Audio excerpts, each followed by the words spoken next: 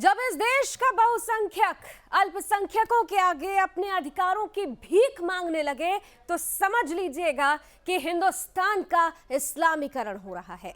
जब इस देश का बहुसंख्यक अल्पसंख्यकों के आगे अपनी जान की भीख मांगने लगे तो समझ लीजिएगा कि हिंदुस्तान का इस्लामीकरण हो रहा है। जब इस देश का बहुसंख्यक एक एक करके धीरे धीरे धर्म परिवर्तन कर रहा हो, धर्मांतरण जिहाद का शिकार हो रहा हो, तो समझ लीजिएगा कि हिंदुस्तान का इस्लामीकरण हो रहा है। यह एक ऐसा षड्यंत्र है जिसकी श्रृंखला बहुत लंबी है, जिसकी घटनाएं हम हर रोज 24 घंटे में देखते, पढ़ते, सुनते हैं। आकलन करने के लिए कुछ समय निकाल लेते हैं।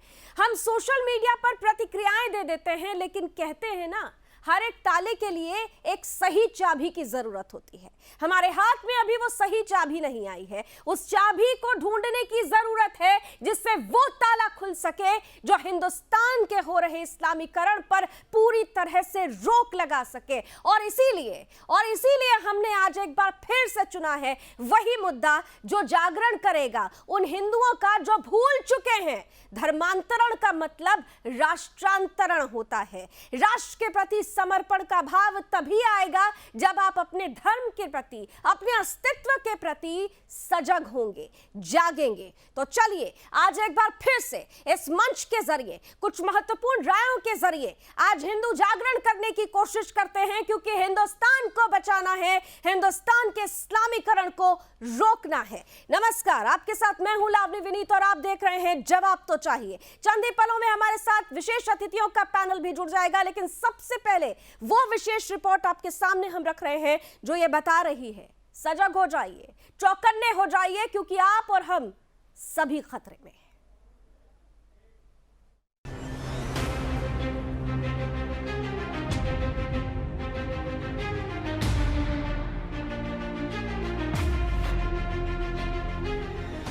धर्मांतरण की जड़ें कितनी गहरी हैं, इसका खुलासा हर रोज हो रहा है। यूपी के गौतम बुद्ध नगर की डेफ सोसाइटी से लेकर बनारस, मथुरा, गाजियाबाद और हरियाणा, दिल्ली, जम्मू कश्मीर तक ये तार जुड़े हैं और ये नेक्सस इन सब राज्यों से होता हुआ ISIS तक पहुंचता है। सुदर्शन न्यूज लगातार आपको दिखा रहा है कि कैसे धर्मांतरण जिहाद के जरिए जनसंख्या जिहाद को तेजी दी जा रही है। हिंदुस्तान पहला ऐसा देश बन गया जहां अल्पसंख्यक बहुसंख्यकों को लगातार निशाना बनाकर धर्मांतरण का शिकार बना रहे हैं, उन पर हावी हो रहे हैं। हिंदुस्तान पहला ऐसा देश बन गया है जहां बहुसंख्यक कथित अल्पसंख्यकों से अपनी जान की भीख मांग रहे हैं। 9 राज्यों में हिंदू अल्पसंख्यक हो गए हैं और ये सब कोई एकदम से नहीं हो रहा है। ये सब सुनियोजित षड्यंत्र के तहत हो रहा है, क्योंकि धीरे धीरे मुस्लिम बहुसंख्यक होते जा रहे हैं और जहां जहां ये बहुसंख्यक हुए हैं वहां न शासन की चलती है, न प्रशासन की चलती है और न ही पुलिस कथित अल्पसंख्यकों के इलाके में प्रवेश की हिम्मत जुटा सकती है। वहां की सरकार भी यही है, हाकिम भी यही, न्यायालय भी यही है और यही इस्लामीकरण ये पूरे भारत का करना चाहते हैं। जिस दिन ऐसा हुआ, इस देश के संविधान का मूल चरित्र भी बदल जाएगा। कहने को सरकारी आंकड़ों में भले ही मुस्लिम अल्पसंख्यक हैं, लेकिन असल आंकड़ों पर नजर डालें तो मुसलमान देश के दूसरे सबसे बड़े बहुसंख्यक हैं। अब इसी जनसंख्या जिहाद और धर्मांतरण जिहाद पर यूपी के मुख्यमंत्री सख्त नजर आ रहे हैं। अब इन सभी आरोपियों पर मुख्यमंत्री योगी आदित्यनाथ ने NSA लगाने के निर्देश दिए हैं। साथ ही गैंगस्टर एक्ट के तहत कार्रवाई करके दोषियों की संपत्ति भी जब्त की जाएगी। लेकिन लोगों के मन में ये प्रश्न उठ रहा है कि इस कार्रवाई के बाद क्या ये धर्मांतरण रुक सकेगा, क्योंकि इस धर्मांतरण जिहाद का षड्यंत्र सिर्फ इन्हीं दोनों जिहादियों तक सीमित नहीं है। इस षड्यंत्र का एक लंबा चौड़ा नेक्सस और टीम है जो बड़े पैमाने पर धर्मांतरण में जुटी हुई है। सुदर्शन न्यूज के लिए शुभम त्रिपाठी की रिपोर्ट।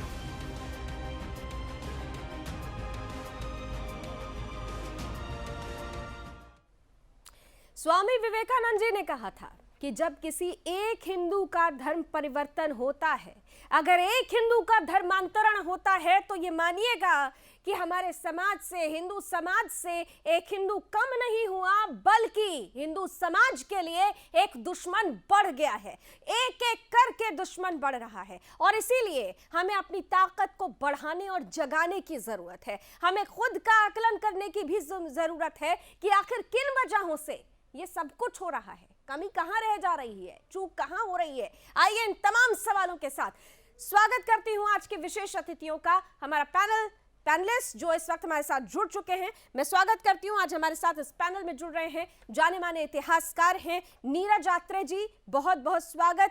हमारे साथ जुड़ रही हैं हिंदू धर्मगुरु यतिमा चेतनानंद सरस्वती जी, बहुत बहुत स्वागत करती हूं मैं। मेरे साथ इस वक्त आर्य समाज के प्रवक्ता विनय विद्या अलंकार जी भी हैं, बहुत स्वागत। और साथ ही साथ मुस्लिम मामलों के जानकार और अल वकी इंटरनेशनल ऑर्गेनाइजेशन के सेक्रेटरी सैयद अली मेहदी साहब, सैयद साहब आपका भी बहुत बहुत स्वागत। मैं आज शुरुआत नीरज जी आपके साथ करना चाहती हूं, क्योंकि इतिहास इस बात का साक्षी रहा है, इतिहास इस बात की गवाही देता है कि जब हम अपने राष्ट्र के पुराने पन्ने पलटते हैं तो हम हर जगह देखते हैं कि इस समाज में, देश में दो तरीके के लोग पाए गए, एक या तो देशभक्त हुए या फिर देश विरोधी हुए, लेकिन इन सबके बीच में एक और समाज है और वो समाज है अराष्ट्रीय, जो राष्ट्र को अपना मानते ही नहीं है। नहीं लगता आपको कि दशकों से वही अराष्ट्रीय समाज इस देश की सबसे बड़ा खतरा बनता रहा है? जी, सबसे पहले तो मैं सुदर्शन न्यूज को और आपको धन्यवाद देता हूं कि इस विषय पर आपने ये चर्चा आरंभ की है, क्योंकि आज से पहले क्या हो रहा था कि एक हिपोक्रेसी, एक दोगलापन हमारे समाज में ऐसा घुस गया है कि हम माइनॉरिटीज के नाम पर, माइनॉरिटिज्म के नाम पर जो ये सीरियस ऐसे जितने भी विषय हैं उन पर बात करने से बचते रहे हैं, और बाकी के चैनल यदि आप देखें तो मोस्टली ऐसे हैं जो ऐसे मुद्दों को छोड़ देते हैं। तो इसके लिए सुदर्शन न्यूज बधाई का पात्र है कि उन्होंने ये एक पहल की है इसकी।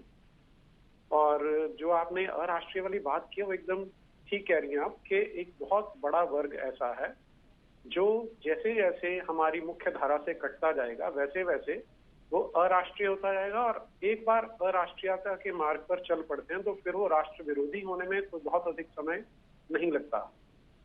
अभी जब आप स्वामी विवेकानंद को कोट कर रहे थे तो स्वामी जी का एक कोट और भी है कि हमारे देश में जितने मुसलमान हैं, जितने ईसाई हैं, वो सब जबरदस्ती किसी ना किसी लालच में तलवार के दम पर, जिजिया के दम पर इन्हें कन्वर्ट किया गया था। तो हमारा ये दायित्व बनता है कि इन्हें वापस हम रिकन्वर्ट करें। और आज हमारे प्रधानमंत्री ऐसे हैं जो स्वामी विवेकानंद का सम्मान करते हैं, तो मैं आपके माध्यम से उनसे ये गुहार लगाना चाहूंगा कि स्वामी विवेकानंद ने जो बात की थी वो एकदम स्पष्ट थी और एकदम ठीक थी, सटीक थी बिल्कुल, कि यदि हम इन्हें वापस नहीं लेके आते हैं, मुख्य धारा में नहीं जोड़ते, तो ये हमारे समाज के लिए एक ऐसी मुसीबत बनते रहेंगे जो पहले हम देख चुके हैं कि हमारे देश का विभाजन इसी सोच के चलते हुआ था। और यदि हम अभी भी नहीं जागे तो संसार भर में आप देखें जितनी पुरानी सभ्यताएं थी उन सबका विनाश हो चुका है, और विनाश करने वाली यही साम्राज्यवादी सोच विचारधाराएं हैं जो अपना विस्तार करना चाहती है। जी, एक हमारी सभ्यता बची है जो इनका एक अनफिनिश्ड एजेंडा है। यदि हम सचेत नहीं हुए तो उसमें सफल हो जाएंगे, जो ना तो हिंदुओं के लिए अच्छा है ना मुसलमानों के लिए अच्छा है, क्योंकि मुसलमान भी इसके उतने ही शिकार हैं जितने हम और आप हैं। जी नहीं, लेकिन यहाँ पर तो समस्या दूसरी है ना। मैं चेतना जी आपके पास आ रही हूँ। मूल समस्या ये है कि जब हम धर्म परिवर्तन की बात करते हैं, जब हम हिंदुस्तान के इस्लामीकरण की बात करते हैं, तो देखिए वहां पर कहते हैं कि वैचारिक लड़ाई है, ये तो स्वयं आते हैं, ये तो चयन होता है, संविधान का हवाला दे दिया जाता है, लेकिन असल में जो मूल है उस मूल को समझने की कोशिश नहीं की जाती। मैं बार बार कह रही हूं कि धर्मांतरण मतलब राष्ट्रांतरण है और इस बात को समझने की जरूरत है। अब हम लगातार देख रहे हैं कि हमारा संत समाज बहुत ज्यादा जागरूकता फैला रहा है, बातें होती हैं, आप लोग लगातार जमीन पर उतर कर काम कर रहे हैं, तमाम तरीके की धमकियां मिलती हैं, बावजूद उसके निडर होकर आप काम कर रहे हैं, लेकिन इन सबके बीच यति जी कमी कहां रह जा रही है? मतलब रिकन्वर्जन की बात अभी कही गई, लेकिन रिकन्वर्जन बहुत पीछे छूट गया है। यहाँ तो कन्वर्जन ही पहले सबसे ज्यादा होता जा रहा है। 9 राज्यों में हिंदू अल्पसंख्यक हो गया है। जी देखिए, ये घटनाक्रम 2 जून से प्रारंभ हुआ। 2 जून को डासना देवी मंदिर में 2 लोग पकड़े जाते हैं जो फेक नाम से एंट्री करते हैं, काशी गुप्ता और विपुल विजयवर्गीय के नाम से। जब मंदिर के सेवादार उनकी चेकिंग करते हैं तो पता चलता है कि उनमें से एक कासिफ है।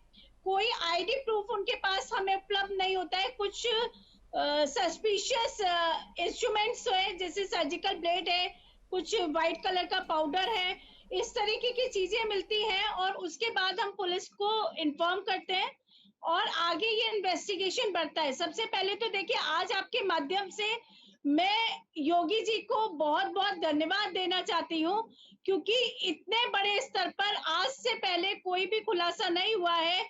मैं प्रशासनिक अधिकारियों को, जो अधिकारी इसमें इन्वॉल्व थे, जिन लोगों ने इसको क्रमबद्ध तरीके से खोला है, उनका बहुत बहुत आभार प्रकट करना चाहती हूँ, क्योंकि ये एक बहुत बड़ा, ये देश के लिए संकट है। आज 2022 में चुनाव होना है उत्तर प्रदेश में, और ये जिस तरीके से ब्रेन वॉश करके इस्लामीकरण किया जा रहा था, उससे ये स्पष्ट है कि हिंदुओं की आइडेंटिटी से किसी बड़ी घटना को अंजाम देने की साजिश थी, जिससे कि यहाँ एक बड़ा नरसंहार किया जा सके।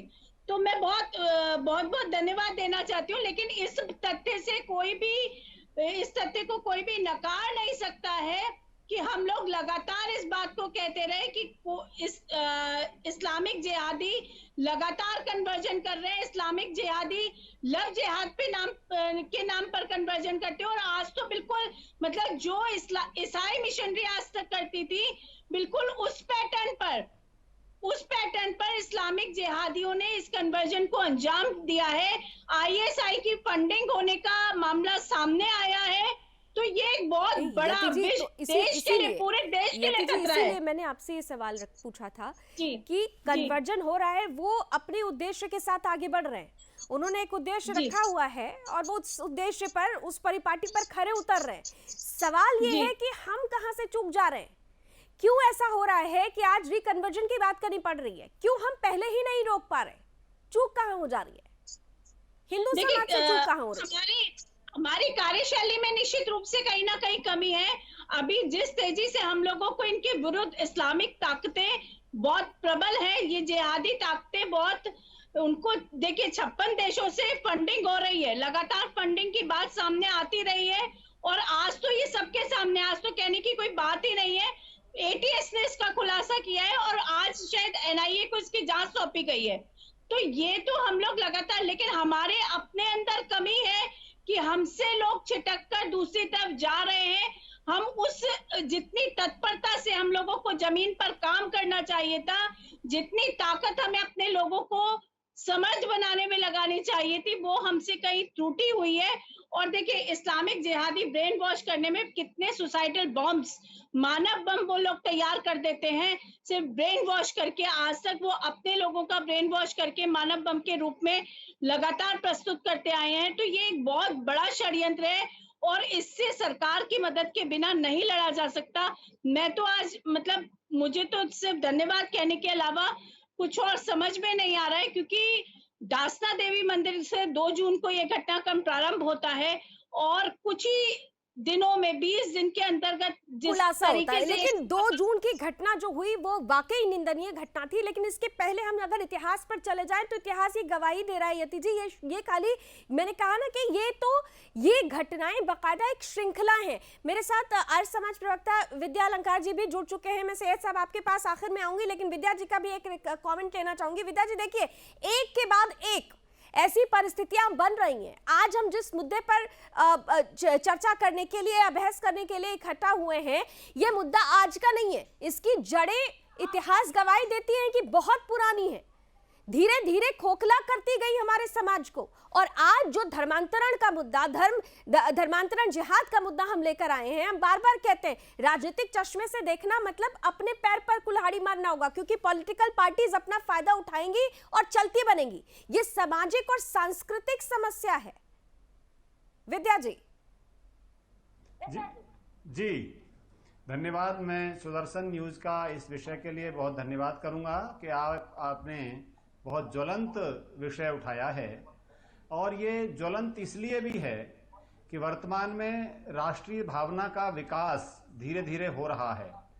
हजारों साल तक हमें जो गुलामी के, लगभग 1000 साल तक गुलामी का जो काल रहा है, उस काल में भारतीय संस्कृति को दबाने के लिए, उसका पतन करने के लिए पूरे प्रयास किए गए, परंतु भारतीय संस्कृति ऐसे दबने वाली नहीं है। और जिस प्रकार के षड्यंत्र वर्तमान स्वतंत्र भारत में हो रहे हैं, इसकी आर्य समाज घोर भर्त्सना करता है और सरकार से आग्रह करता है कि ऐसे षड्यंत्रकारियों पर घोर कार्रवाई होनी चाहिए, कठोर कार्रवाई होनी चाहिए। जैसे कि सामाजिक ताने बाने में परिवर्तन है। हम प्रायः कहते हैं कि आप किसी मनुष्य के विचार में परिवर्तन करते हैं तो स्वागत है, पर विचार विचार से होता है, प्रलोभन से नहीं, षड्यंत्र से नहीं, धोखे से नहीं। तो ये जो धोखे से, षड्यंत्र से, प्रलोभन से सरल व्यक्तियों को, मूक बधिरों को आप धर्मांतरित करने का जो प्रयास आज किया जा रहा है, ये कतई स्वीकार नहीं है। और हमें भी, हिंदू समाज को आज जागने की आवश्यकता है कि आपके पास सत्य सनातन सिद्धांत हैं, आपके पास वैज्ञानिक सिद्धांत हैं, आप किस प्रकार की आइडियोलॉजी में अपने बच्चों को फंसने दे रहे हैं। इसका एक बहुत बड़ा कारण है कि हम परिवार में सनातन धर्म की आइडियोलॉजी पर चर्चा नहीं करते। आप, मैं कल उस बच्चे का देख रहा था कि वो कैसे षड्यंत्र में फंस गया। तो आज हमें जगाने की आवश्यकता है और सुदर्शन न्यूज इस कार्य को निरंतर कर रहा है। मैं आभार व्यक्त करता हूं, धन्यवाद करता हूं, और साथ ही पूरे समाज से और पूरी राष्ट्रवादी लोगों से आग्रह करता हूं कि हमें किसी धर्म का अपमान नहीं करना है, किंतु कोई हमारे भोले भाले सीधे साधे बालकों को, महिलाओं को, मूक बधिरों को ऐसे अपनी आइडियोलॉजी के लिए फंसाने का काम करेगा तो आर्य समाज उसका तीव्र विरोध करने के लिए तैयार है। ठीक है सैयद साहब, अब आपके पास आती हूँ। आपने तीनों वक्ताओं का स्टेटमेंट सुन लिया, राय देखी। एक महत्वपूर्ण चीज है, आपने, जब हम और आप कल जुड़े थे तो आपने कहा था कि ये तो मन की बात होती है, जिस पे दिल लगे उस पर, उस धर्म को स्वीकार कर ले। लेकिन यहाँ दिल लगने या मन लगने की बात नहीं है, यहाँ तो प्रलोभन, लालच, धन, पैसा, नौकरी, 72 हुरों की लालच। कितनी लालच? इस्लाम में यह है क्या कि लालच दो और धर्म परिवर्तन कराओ? सैयद साहब। और लावनी जी, मैंने कल आपकी बात, अगर जो आपको मुझे याद है तो मेरी बात आपको ये भी याद होगी कि कल मैंने आपसे एक सवाल किया था कि महेंद्र नाथ आर्य जी जो आपके प्रोग्राम में मुसलसल बोल रहे हैं 8 से 9 वाली डिबेट में, तो उनको धर्म परिवर्तन किसने कराया? आपने मेरी इस बात का जवाब नहीं दिया। उन्होंने तो स्पष्ट रूप से, आप अगर कार्यक्रम देखते होंगे तो आपने सुना होगा कि उन्होंने स्पष्ट रूप से कहा है कि मैंने सनातन को समझा, मैंने सनातन को समझा और उसे आत्मसात किया, मुझे कोई प्रलोभन नहीं दिया गया। महेंद्र पाल जी यहाँ पर नहीं है, लेकिन उनका वक्तव्य मुझे याद है कि उस कार्यक्रम के दौरान उन्होंने एक बार नहीं, कम से कम 10 बार ये बात बोली है कि मैंने सनातन को समझकर आत्मसात किया। यहाँ तो ऐसा नहीं हो रहा है ना, यहाँ तो मूक बधिरों के साथ ऐसा नहीं हो रहा है, देखिए यहाँ तो महिलाओं के साथ ऐसा नहीं हो रहा है। महेंद्र नाथ आर्य जी के पास तो जुबान है, भगवान की कृपा है, उन पे बनी रहे। वो बता सकते हैं कि उनके ऊपर जुल्म हुआ या वो खुद अपनी मर्जी से हुए, लेकिन मूक बधिर तो ये नहीं बता सकते। ये अगर जो इस तरह का, पहली बात तो मैं मानता हूँ कोई केस हुआ नहीं है, और अगर जो हुआ है तो वो कोर्ट में जाएगा। अच्छा, कोर्ट इतना बड़ा रैकेट खुलासा हो गया। आज परिस्थितियां जिस तरह से सामने आ रही हैं, आपको वो केस ही नहीं दिखाई देता। बात मत करिएगा, आपको वो केस नहीं दिखाई देता, आपको प्रमाण और साक्ष्य नजर नहीं आते। आप उसकी भी बात सुनिएगा, ठीक है? ला इकराह फिद्दीन, इस्लाम कहता है दीन में कोई जबर नहीं है। हम किसी को जबरदस्ती मुसलमान बनाने की हमारे मजहब में कोई प्रक्रिया नहीं है। हमारा मजहब में कोई उसूल नहीं है कि किसी को जबरन मुसलमान बनाया जाए। तो अच्छा से वो इंसान खुद अपना जिम्मेदार है। तो मुसलमान हिंदू भी हो सकता है, हिंदू मुसलमान भी हो सकता है। इस तरह का कॉन्सेप्ट इस्लाम में नहीं है। इस्लाम नहीं कहता किसी भी मुसलमान से ये इस्लाम नहीं इस्लाम कहता ये नहीं कि कहता। हिंदू को इस्लाम अगर ये मुसलमान नहीं कहता बनाया तो जाए। सैयद जी जरा ये समझा सिर्फ दीजिए मुसलमानों के कि ऊपर- क्यों ऐसा ये कहा सिर्फ जाता है कि मुसलमानों के ऊपर काफिरों एक को मारो, इल्जाम है। या तो उनका धर्म ये परिवर्तन सिर्फ- कराओ या ये- काफिरों को नहीं, मारो। नहीं, नहीं, इतिहास नहीं, इस ऐसा बात नहीं की है, ऐसा गवाही नहीं है। देता आप- है नहीं, ऐसा कि नहीं, जितने ऐसा भी नहीं है। आक्रांता आए उन्होंने तलवार की नोक पर धर्मांतरण कराया था, और आज अब आप तलवार की नोक नहीं लेकिन पैसों का लालच, नौकरी का लालच, 72 हुरों का लालच। जरा यति जी और सैयद साहब को हमने सामने ले आइए, चेतना जी और सैयद जी। निभाइएगा, आप एक तरफा बात मत कीजिएगा। मैंने तो आप दोनों एक बात जिम्मेदारी आपके पे सामने हैं। रखी, नहीं, दोनों अब आप बात आप नहीं सेलेक्टिव रख हो रहे रही हैं। है। मैंने तो सबसे पंडित पहले हिंदू महेंद्र समाज नाथ से आर्य पूछा कि क्यों कह रहे हैं। महेंद्रनाथ आर्य जी को तो आप कहती हैं कि वो स्वेच्छा से दिक्कत ये है कि हमारे अपने और आप हमारे हमें अपने कहती हैं, अंदर आप हमें गद्दार कहती हैं कि हम धर्म जिसका फायदा परिवर्तन करा उठाकर रहे आप इतना हैं। बड़ा ये चलिए जी और सैयद जी को हमें दोहरा सामने लाइए। मापदंड नहीं चलेगा। ये आप दोहरा इतना बड़ा मापदंड नहीं षड्यंत्र चलेगा। हमारे अंदर के गद्दारों को साथ लेकर कर पाते हैं, ये समस्या है हमारी, लेकिन इससे आपकी सच्चाई छुप नहीं जाती है।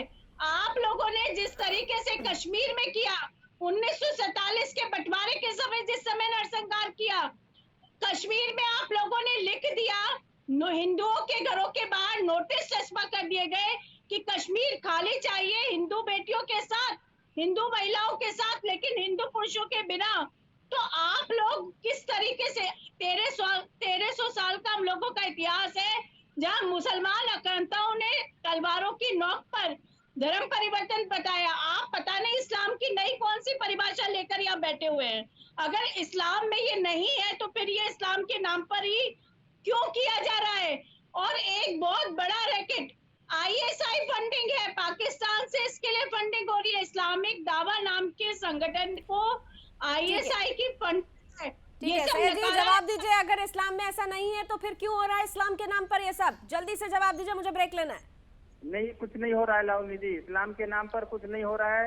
हिंदुस्तान के मुसलमान मुसलमान हैं। मतलब आप कह रहे हैं कि सरकार झूठी है, हमें किसी आप को इसकी कह रहे दलील हैं कि देने का और जवाब अधिकारी देने झूठे की कोई हैं, जरूरत आप नहीं कह रहे है। हैं कि हम हिंदुस्तानी हैं। ADG ऐसा कुछ लॉ नहीं एंड हो रहा है, ऑर्डर और अगर झूठे जो कुछ हो रहा है तो हमारी हैं। सुरक्षा मतलब एजेंसियां हैं। आप सच्चे पाकिस्तान और से बाकी पैसा आ रहा है सारा तो सुरक्षा तंत्र एजेंसियां झूठा। क्या कर रही जो हैं? अधिकारी चाइना से सारे लिटरेचर आ रहा है तो खुलासे को सुरक्षा कर रहे एजेंसियां क्या कर हैं। रही हैं? ये जिनके- बहुत बड़ी विडंबना है, ये बहुत बड़ी विडंबना है कि नहीं सच करते। आपको दिखाई नहीं देता या फिर आपकी सीमाएं हैं, आप सच देखकर भी देखना नहीं चाहते क्योंकि आपके एजेंडे में भी वही चीजें हैं जिसका जिक्र हम यहाँ पर लगातार कर रहे हैं। बहरहाल इतना तो जरूर है कि अगर हिंदुस्तान का इस्लामीकरण हो रहा है तो ये बहुत बड़ा खतरा है, और अगर हम अभी नहीं जागे तो निश्चित रूप से आप देखिएगा कि वो परिस्थितियां पैदा होंगी जो पाकिस्तान में हुई थी। पाकिस्तान में कई हिंदुओं ने धर्म परिवर्तन कर लिया ये सोच के कि बहुत कुछ मिलेगा। आज ना जमीन है ना जायदाद है, किस तरह से उनकी वहां पर दुर्दशा हो रही है दुनिया देखती है। इसलिए हमको आपको सजग रहने की जरूरत है। एक छोटा सा ब्रेक लेंगे, ब्रेक के पास भी चर्चा जारी है।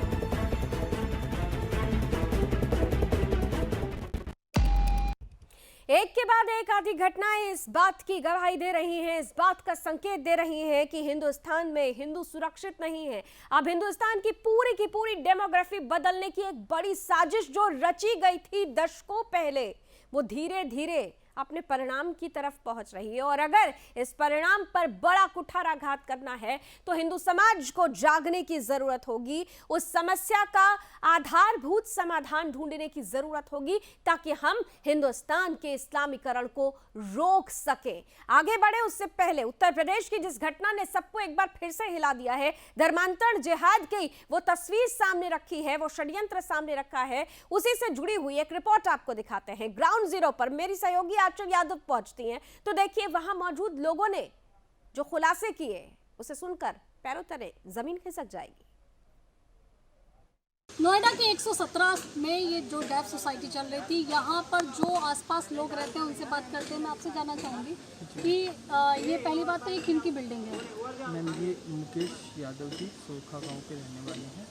उनसे मेरी मुलाकात तो नहीं है पर क्योंकि शायद उन्होंने आगे लीज वगैरह पे दे दी है प्रॉपर्टी, तो वो कमाते होंगे, मेरी उनसे मुलाकात नहीं है। अब नीचे पिछले 5-6 महीने से यहाँ रह रहा हूँ और ये स्कूल है जो है ये छोटे बच्चों के लिए और कुछ बड़े बच्चे भी, कुछ महिलाएं भी, और वो सब लोग यहाँ पढ़ने के पर्पज़ से, ट्रेनिंग के पर्पज़ से यहाँ पे गाड़ियाँ रखी हुई थी, उन्होंने कैब रखी हुई थी जिनसे वो बच्चे आते थे और जाते थे। कोरोना के टाइम से ये स्कूल बंद चल रहा तो है। कभी आपने कोई संदिग्ध गतिविधियाँ यहाँ देखी, कोई मौलाना आते हुए आपने देखे हैं? अब मैडम एक बार मैंने 2 मुस्लिम लोगों को जो उनकी ड्रेस होती है कुर्ता पजामा कैप, उसमें एक बार देखा है, पर मैंने कभी ऐसा महसूस नहीं किया कि यहाँ पे कुछ ऐसी एक्टिविटी चल रही थी। पर हो सकता है मैडम अंदर चलती भी हो तो मैं बहुत ज़्यादा शुभ नहीं हुई। नोएडा 117 की डेफ सोसाइटी अब कई तरह के सवाल खड़े कर रही है, क्योंकि ये वही सोसाइटी है जिसमें 1000 लोगों का धर्मांतरण किया गया। आपको बता दें, जिस तरीके से यूपी एटीएस ने बताया है, इस धर्मांतरण के पूरे खेल में आईएसआई फंडिंग करती हुई नजर आई थी। आपको बता दें, विदेशों से भी फंडिंग होती थी। और जब सुदर्शन न्यूज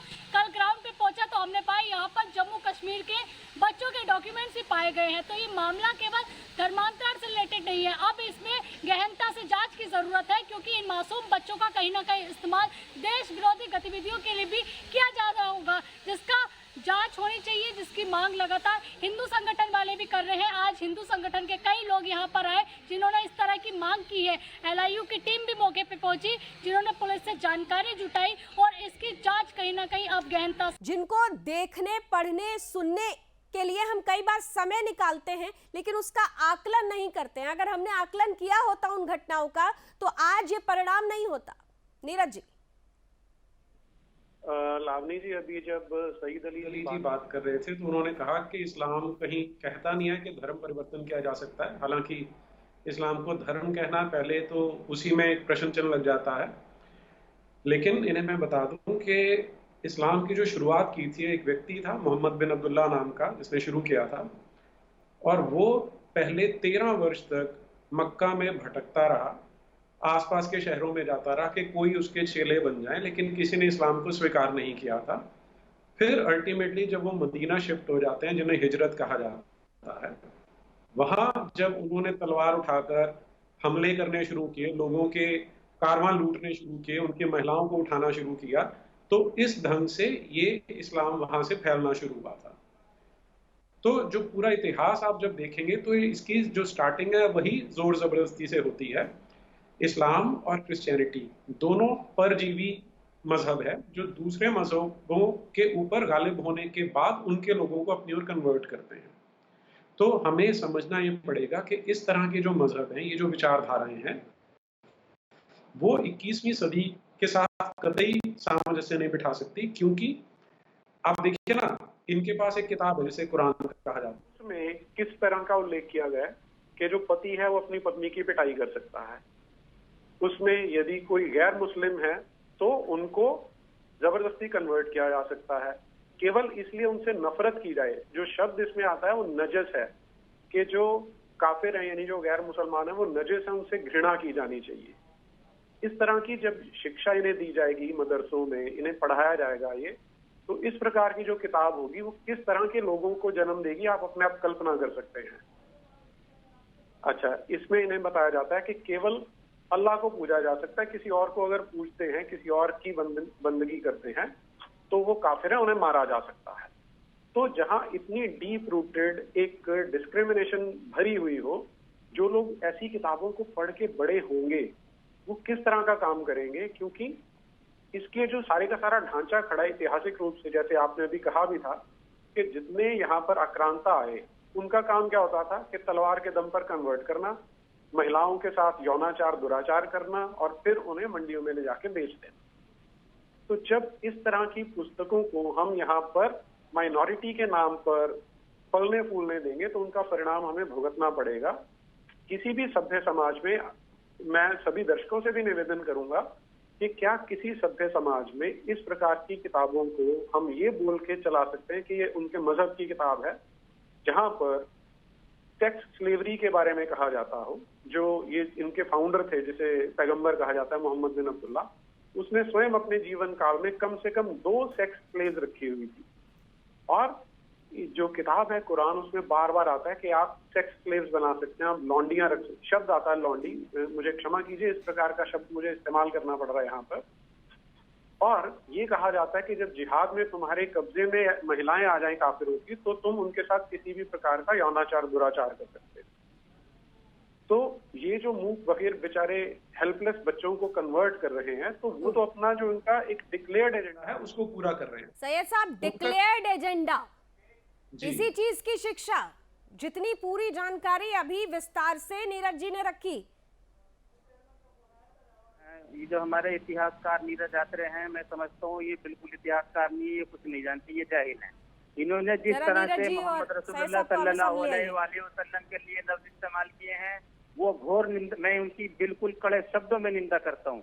इनका मजहब, इनका अकायद क्या ये सिखाता है कि दूसरे मजहब को आप इस तरह से पुकारें, इस तरह से आप उसको जो है नाम लें, ये बिल्कुल जाहिलाना तरीके से बात कर रहे हैं। आईएसआईएस क्या करता है? आप आयत जो नहीं सुना पाता उनकी गर्दन उड़ा दी जाती है, ये सच्चाई है ना। अपमानजनक लफ्ज इस्तेमाल नहीं कर सकते, बिल्कुल आपको तमीज नहीं है बोलने की, आप जानते नहीं है बोलना। मैंने कोई अपमानजनक शब्द नहीं कहा, मैंने केवल आप जो जानते नहीं, वास्तविकता आपने है कहा वो आपको भटकता बताई। रहा, क्या होता है भटकता रहा, आपको कतई तमीज नहीं, आप कहाँ से ऐसे ऐसे लोगों को लाके बिठाते हैं जो बोलना नहीं जानते, जिनको बोलने की तमीज नहीं है। और नीता जी कहाँ से लेके आते हैं आप ऐसे ऐसे लोगों को? सच चुप गया क्या? नीरज जी तो मुस्कुरा रहे हैं, नीरज जी मुस्कुरा रहे हैं आपकी बातों पर, क्योंकि वो जानते हैं सच कड़वा होता है और वो कड़वी दवाई आप लोगों को लग जाती है। क्या ये सच नहीं है? क्या ये सच नहीं है कि आईएसआईएस के लोग क्यों वो आक्रांता, वो आतंकी कहते हैं कि आयत सुनाओ, नहीं सुनाते तो गर्दन उड़ा दी जाती है? क्या 72 हुरों का लालच नहीं दिया जाता है? क्या 72 हुरों का लालच नहीं दिया जाता है? हमारे हिंदुस्तान क्या गर्दन नहीं उड़ाई जाती है? क्या हिंदू समाज की बात करने वालों की गर्दन नहीं उड़ा दी जाती है? आईएसआई को हिंदुस्तान का मुसलमान एक्सेप्ट नहीं करता। जिन 26 आयतों का जिक्र लगातार वसीम रिजवी कर रहे हैं, क्या उसमें नहीं लिखा है कि काफिरों को मारो? आतंकी है, याकूब मेमन आतंकी है, हम किसी भी ऐसे मुसलमान को एक्सेप्ट नहीं करते। आप नहीं स्वीकार करेंगे? जी नीरज जी, जो दूसरी सुरा है, जैसे सुरा बकरा नीरज कहा आत्रे जी, जाता मैं है, आपसे सवाल करता हूँ, क्या श्री कृष्ण जी के यहाँ, क्या श्री कृष्ण जी के यहाँ राधिकाएं नहीं होती थी? आप इस तरह के इल्जाम नहीं लगा सकते। आप बिल्कुल गलत कह रहे हैं सैयद अली साहब, हमारे योगेश्वर भगवान कृष्ण पर आप ये आरोप नहीं लगा सकते। नहीं, आरोप आपने लगाया है सबसे पहले, आपने कुछ नहीं जानते हुए आरोप लगाया है। विद्या जी जल्दी से जवाब दे दीजिए, विद्या जी कहना चाह रहे हैं। जी सैयद अली साहब, आप जो बात हमारे भगवान कृष्ण के लिए कह रहे हैं, हमारे महाभारत को अच्छा माफी मानता चाहती हूँ, हूँ। समय की सीमाएं हैं, हाँ जी। समय की सीमाएं हैं, लेकिन ये मुद्दा ज्वलंत है और हम आगे भी इस पर चर्चा करते रहेंगे। इस मुद्दे पर चर्चा करने की आवश्यकता भी है अगर हिंदुस्तान को बचाना है। आज सैयद अली साहब भले ही बातें कह रहे हो, लेकिन सच्चाई में अगर वो भी अकेले बैठेंगे तो आकलन करिएगा सैयद साहब क्या पढ़ते हैं, क्या पढ़ाते हैं, किस तरीके से बीमार और बीमारी दोनों को बढ़ाया जा रहा है, इसका आकलन कर लीजिए। खतरनाक है ये। हम उम्मीद करते हैं हिंदू समाज से भी कि इस बड़ी चर्चा के बाद वो खुद में सजग होगा, अपनी जिम्मेदारी को समझेगा, अपने अस्तित्व को समझेगा और धर्मांतरण से पहले 100 बार सोचेगा, क्योंकि एक हिंदू कम होता है तो मतलब होता है एक दुश्मन बढ़ना है। दुश्मन बढ़ाना नहीं है, हमें देश को मजबूत करना है, खुद के धर्म को मजबूत करना है। बहुत बहुत धन्यवाद आज सभी ने हमारे साथ आज बड़े महत्वपूर्ण मुद्दे पर बड़ी महत्वपूर्ण राय दी। आज के लिए बस इतना ही। देश और दुनिया की तमाम खबरों के लिए आप जुड़े रहिए सुदर्शन न्यूज के साथ। जय हिंद।